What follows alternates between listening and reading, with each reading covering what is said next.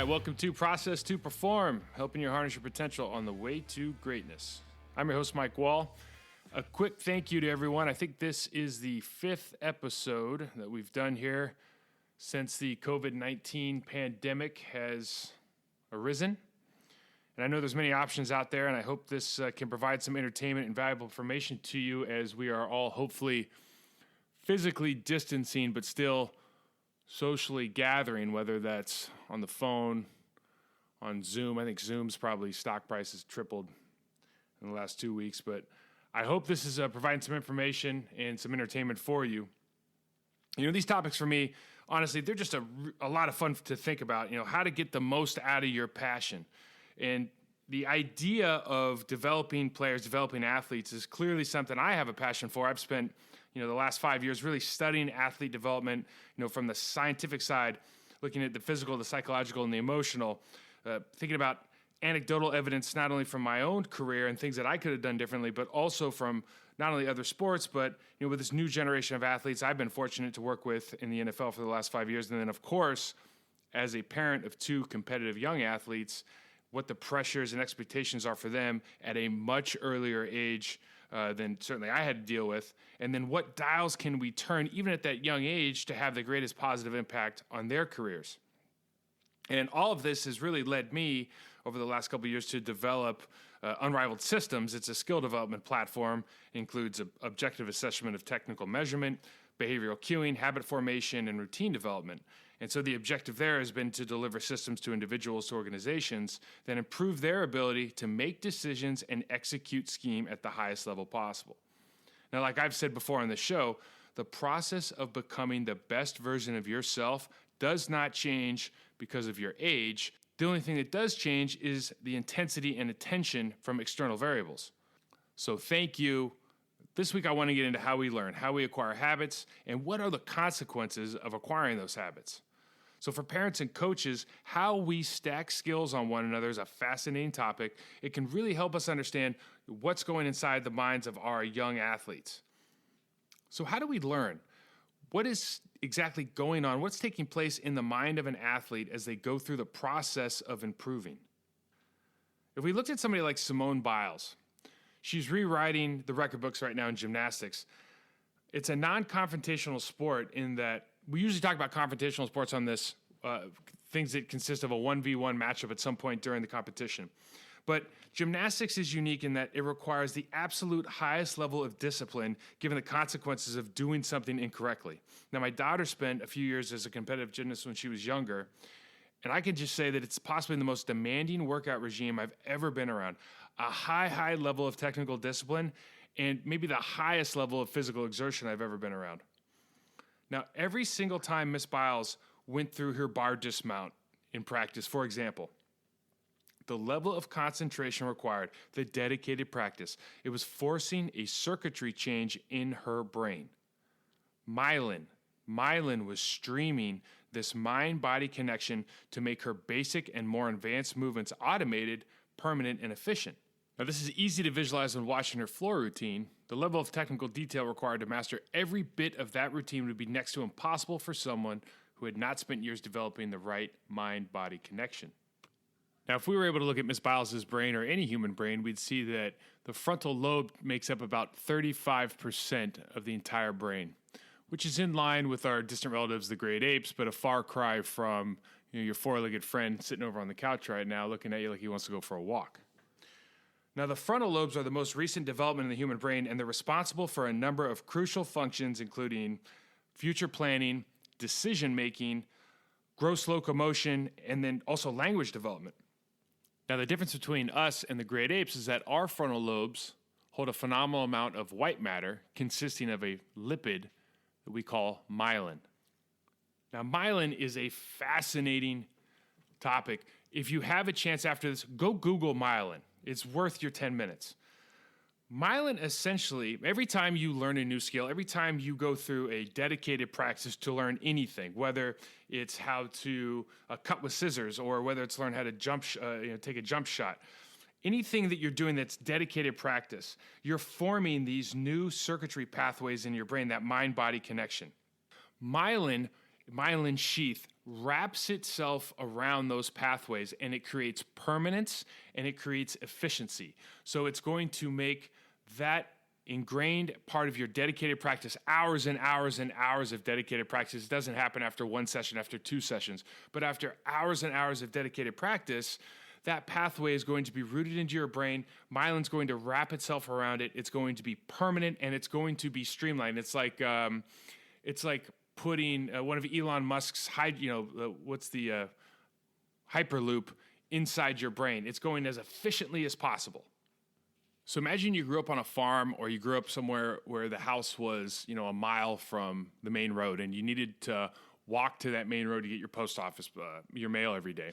So you walk to your post office box every day. You probably eventually you start walking in the same pathway over and over and over again. And that grass that you walk over every day, eventually it wears down, it dies out, and you create kind of a dirt path, a dirt trail. And eventually all the grass is gone, and there's a pretty prominent trail there. But you're tired of slipping in the mud, you're tired of being inefficient, and you want to make that a permanent trail so it withstands all the weather and everything that you go through during the year. So what do? You put down asphalt, you put down concrete, you put down something that creates permanence. And with that permanence also comes improved efficiency. And that's essentially what you're doing in your brain. This myelin pathway is like putting asphalt down on that dirt pathway that you've already worn down over months and years. It puts down that permanent pathway. It's now more efficient, it's streamlined, and it's going to be there for a long time. Now, that's a very powerful thought, because think about the consequences now of learning the right habits and learning the proper techniques at an early age. Take a young athlete who has nothing, just a chock full of good habits, good technical habits. Behaviorally, they act the right way. They're all the kind of the non-negotiables that we talked about in episode 2. They have all of those things firing for them. The platform that they're sitting on, the foundation that they're sitting on, is going to give them such a higher ceiling now than someone who has to recreate those habits later on. Now, contrast that with somebody who has poor habits, somebody who learned bad habits early on. And let's talk about a baseball player who dips their shoulder before they swing every time. They're always a little bit late, and they just have this kind of nasty habit of dipping their shoulder. Now, that is ingrained. That myelin has been formed. That's part of kind of their identity as a baseball player now. And so the only way to improve that is not to tell your brain to flush out that myelin pathway and start over. You have to build a bigger, faster, more powerful road or myelin pathway in your brain so that the path of least resistance becomes your new reality. So in the case of the baseball player, that baseball player has to go outside. Mom has to go outside with them, and they got to either set up the tee or play soft pitch for hours and hours and hours, weeks and maybe months of time practicing, keeping that shoulder up, keeping that chin in that shoulder so you can have that smooth swing. And what'll happen, as you see, is eventually they'll create a new myelin pathway in their brain, and that pathway might be as prominent as their old pathway, but let's say that pitcher gets into a situation against, this 6'5", 90-mile-an-hour flamethrower. He's only 14 years old. And so he's in this kind of vulnerable position again.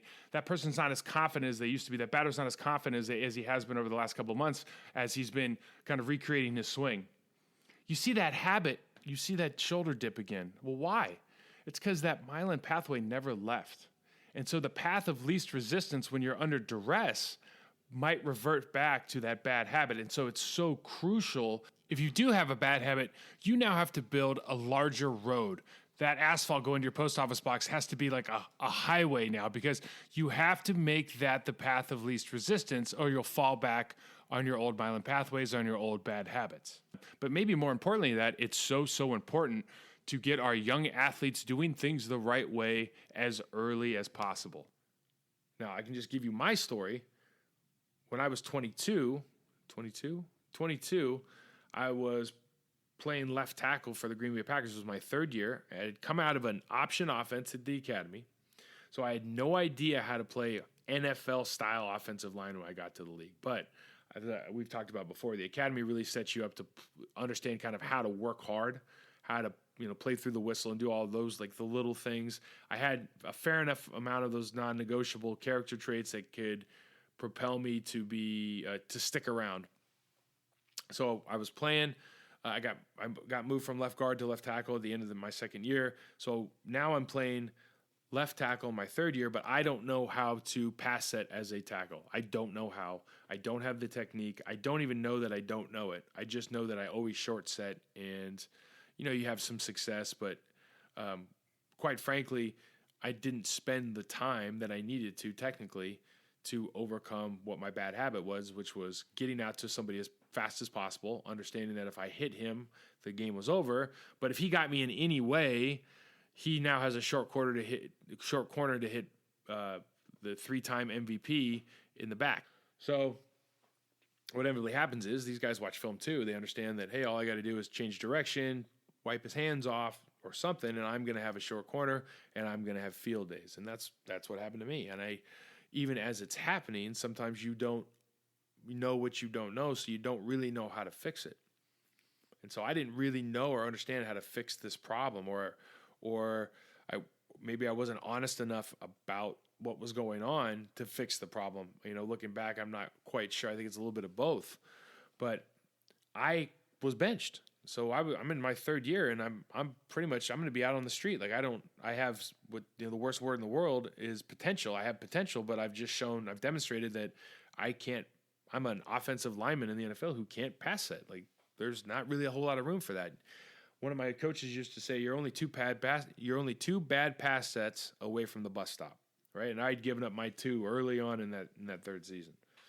So I had to go build those new myelin pathways in my brain, and they took months and months and months of technical work. So on top of all the physical training that I was doing and, trying to live right, trying to eat right, etc., I had to put in and really focus on that technical side, because if you don't do it, if you have technical deficiencies at an early age, eventually it's going to find you. So no matter how good an athlete you are, how good things are going, if you have a deficiency, you're going to get found out eventually, right? And especially now with all the different camera angles and all the access that we have, someone's going to find you out. So what you really need to do is, you want to build on your strengths, but you also want to make sure that you brush up on your weaknesses too. So at the minimum, you are technically sound kind of in every aspect of what's required from your sport and your position.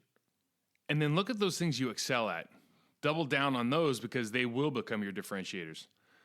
Looking back at my 22-year-old self, I wish someone would have told me about myelin and how hard it was to create better habits over poor ones instead of building a foundation with great technique in the first place.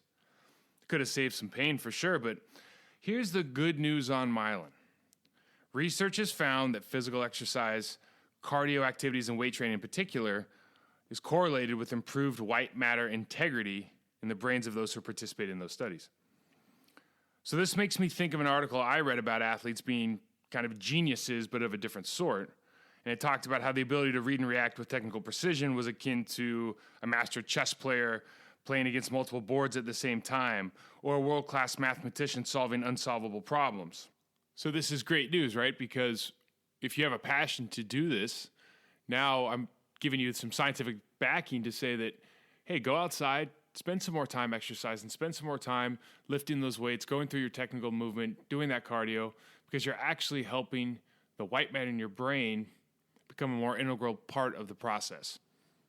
One way to really appreciate the idea of myelin pathways and permanence and the speed and efficiency at which they allow brain circuitry to flow through the brain to the mind for that mind-body connection is looking at kind of how athletes age and what happens to real master technicians as they age versus kind of masterful athletes that haven't become masters of their craft. And so we always talk about that sports are a game of decisions. My equation, improved technique improves your ability to make decisions, which allows you to improve the execution of whatever scheme is being presented for you. And a good way to illustrate that is by looking at what happens to these athletes as their bodies run out on them. So if you look at some of our greatest athletes who are able to compete at the highest level into their late 30s and 40s, there's a ton of baseball guys like Nolan Ryan and Harold Raines. Abby Wambach played at an Olympic gold level until the age of 35. Guys like Tony Hawk and Dennis McCoy have been medaling at the X Games into their late 40s, and I think Dennis McCoy even competed in his 50s in BMX. But for me, one of the most impressive athletes in their 40s I've ever seen is, and I'll never forget, the time that Randy Couture won the UFC heavyweight title at 43 years old. Now, I'm 42 right now, and I mean, how do these people compete at such a high level when their bodies have already begun to break down? And how are they surpassing their peer group, which we already know is kind of the top 1% in the world? It's literally decades of practice of developing that myelin pathway, of improving that technical mastery and becoming a master of your craft that allows these athletes to continue to excel at an advanced age. For them, it's a cerebral competition at this advanced athletic age because they've automated all of the technical processes required to perform the task. They can bypass some of the physical deterioration because their read and react process is at the highest level. Their ability to get to a spot and gather information is still fast enough to have a significant impact on the outcome of the event. Now, contrast that idea with a gifted young athlete that makes it to professional basketball. What you'll see is these athletes usually have a lot going for them physically. Their fine motor skills, their gross motor skills are advanced for their age. They can do everything a little bit better from a physical standpoint, but they never quite get over the hump. And what do you see as these kind of players get older is that they've based their game on their athleticism. So the game is determined by natural ability, and it's not earned through dedicated practice. They haven't developed those myelin pathways, or the myelin pathways that they have developed are bad habits and not good habits. So what happens to these individuals more often than not is that the game speeds up. It's too fast for them because they've based everything on physical ability and athleticism and nothing on really what has become the cerebral part of the game. Again, if you're interested in the brain function and myelin pathways, I encourage everyone to take 10 minutes and go do a Google search.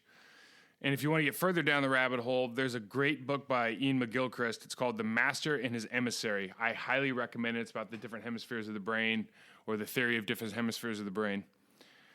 That's all that we have for this episode. I know everyone's sitting at home right now with the COVID situation around the world, and it really creates an opportunity to better yourself and your community. I've been fortunate to speak with members of multiple professional leagues at this point, youth associations, and, obviously families of, parents of the players that my kids play with. This is a unique opportunity to take a step back and evaluate your athletic development.